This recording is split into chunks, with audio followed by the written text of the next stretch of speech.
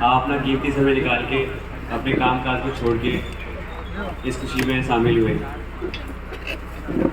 ये मेरे लिए, मेरे माता पिता के लिए, मेरे घर वालों के लिए बहुत ही गौरवान्वित समय है।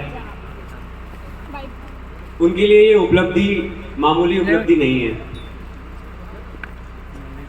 पापा फौज में जवान की तरह गए थे, सिपाही की तरह गए थे। उन्होंने सपना देखा था कि उनके दो नहीं तो एक बेटे फौज में अफसर बन जाएं।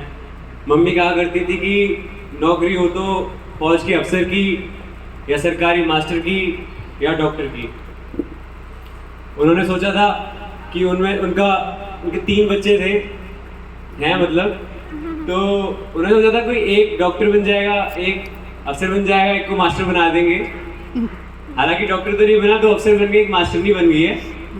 तो मेरे ख्याल से ये जो मुकाम है, जो वैल्यू सिस्टम है एक इंसान के अंदर, वो आता है समाज से, कैसी उसकी परवरिश हुई है। आप इंसान के विचार से, उसके बात करने के तरीके से, उसके चलने के तरीके से बता सकते हो कि उसके माता पिता कैसे हैं और उसके माता पिता ने उसको कैसे संस्कार दिए। ठीक है, तो ये जहां पे आज मैं खड़ा हूं या 1.5 साल बाद मेरा भाई खड़ा होगा, वो सारा का सारा सेक्रीफाइस और सारा का सारा क्रेडिट जो जाता है, क्रेडिट यानी श्रेय जो जाता है, वो मेरे माता पिता को जाता है। ठीक है, मतलब ये आसान नहीं होता कि फौज की नौकरी सबको आसान लगती है, सबको लगता है बहुत पैसा है और मतलब पता नहीं कितना ही सरकार इनको दे रही है। पर कैंटीन कार्ड का तो चलो अलग बात है, बट हाँ ये है कि सबको लगता है कि सरकार इतना दे रही है इनको कि ये अपने 3-3 बच्चों को आराम से पाल भी लें और घर बार भी चला लें, है ना, अपने छोटे भाई को भी सपोर्ट करे, अपने माता पिता को भी देखे। मतलब मैंने आज तक ना मैंने इतना देख लिया है कि कोई भी इस उम्र तक अपनी माँ का इतना ख्याल नहीं रखता जितना मेरे पापा रखते हैं। ठीक है, मतलब मेरे घर में मेरे पापा के आगे दादी को कोई कुछ कह नहीं सकता, भले मेरे पापा कह दें दादा की वजह से हो, है ना, भेज दिया।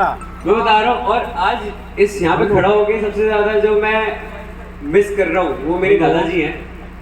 मतलब पापा बताते हैं कि वो बहुत अच्छे इंसान थे।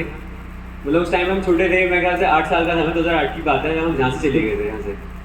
तो दादा की बातें बस याद ही आती है, और जब पापा बताते हैं उस हिसाब से लगता है कि बहुत ही सज्जन पुरुष थे।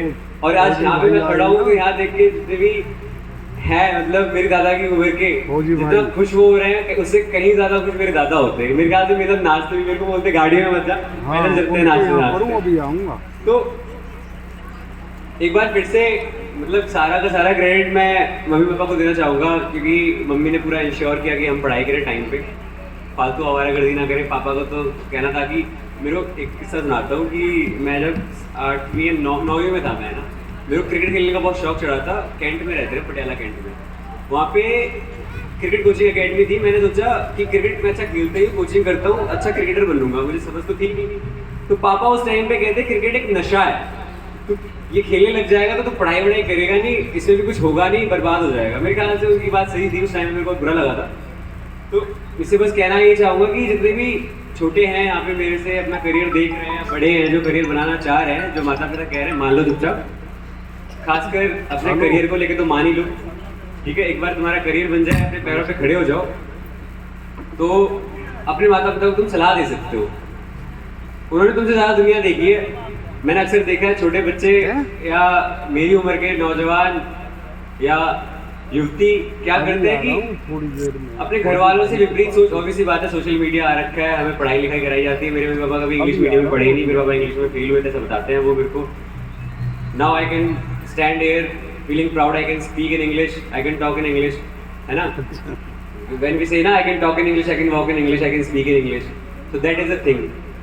तुम्हारे माँ बाप भले तुमसे कम पढ़े लिखे, लेकिन उन्हें तजुर्बा बहुत ज्यादा है, ये बात आप भी मानते हो, है कि नहीं। तो उनके तजुर्बे में आके जो कह रहे हैं, खासकर तुम्हारे करियर को लेके, आंख बंद करके भरोसा मान लो, इस दुनिया में तुम्हारे माँ बाप के अलावा तुम्हारा भला कोई नहीं चाह सकता। ठीक है, थैंक यू। अभी मेरे को ये बता दो कि मेरे पास कितना समय है बोलने के लिए। बोलने के लिए तो बहुत कुछ है। अगर कार्यक्रम डिले हो रहा है तो